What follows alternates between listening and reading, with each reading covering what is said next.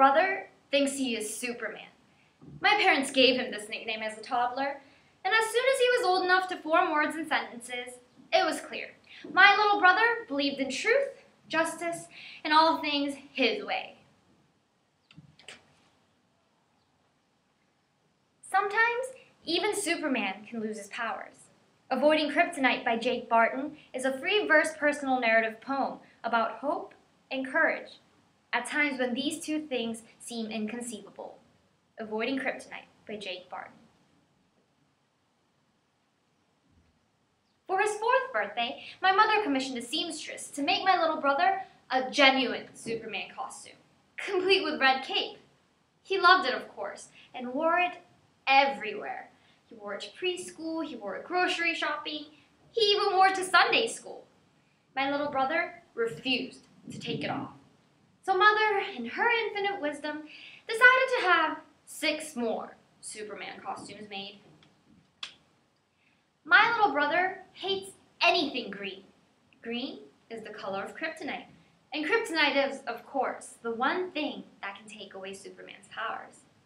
My little brother hates spinach, he hates lettuce, he hates lima beans, and he will eat any flavor of Jell-O except lime.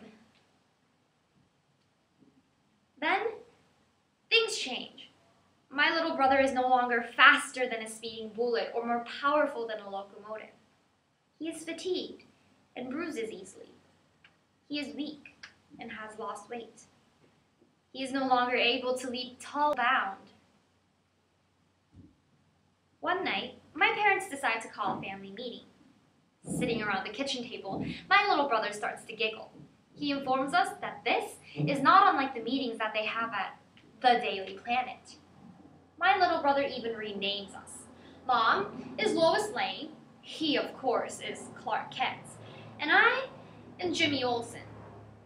What's the scoop? He asks Dad, aka Perry White. Dad says, we have some bad news. My little brother questions, bad news here in Metropolis? Wiping tears from his eyes, Dad says, yes, right here in Metropolis. Dad then tells us the results of my little brother's recent blood work. The doctors have discovered abnormalities in my brother's blood, and he has leukemia. My little brother only half hears, half understands, and he thinks our father has told him he has a disease called Lex Luthor. He quickly turns to Mom. Am I going to die? He asks. But Lois Lane is trembling, and it takes all of her strength to a brave smile, smooth down his hair, and shake her head. No. My little brother then asks Dad how he got Lex Luthor. Dad tells him that he probably just got a little too close to some kryptonite. Life is full of kryptonite. If you don't believe me, ask someone who knows. Ask a widow of 911, terrorists now crash airplanes into buildings. Ask a young boy whose sister, a neighborhood gang, guns down. Innocent bystanders are killed in random drive-by shootings. Ask the displaced survivors of Hurricane Katrina. They know Mother Nature, albeit glorious in her seasonal beauty, can at times bestow a wrath more powerful than 1,000 Lex Luthors. Life is full of kryptonite. The trick is trying to avoid it. My little brother is an inspiration. When they take his x-rays at the hospital, my little brother tells the nurses, "Cool, this will help give me x-ray vision." After his stem cell transplantation and his first round of chemotherapy, my little brother is released from the hospital.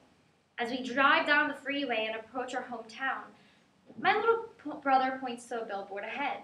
The sign reads, "Welcome home, Superman." 2 miles later, we exit the freeway and enter our neighborhood. The sight before us overwhelms. Hundreds of neighbors have lined the sidewalks. They all hold Get Well banners, and they all wear makeshift red capes. It is at that moment that I develop a superpower of my own. I can see into the future, and I know that everything is going to be all right.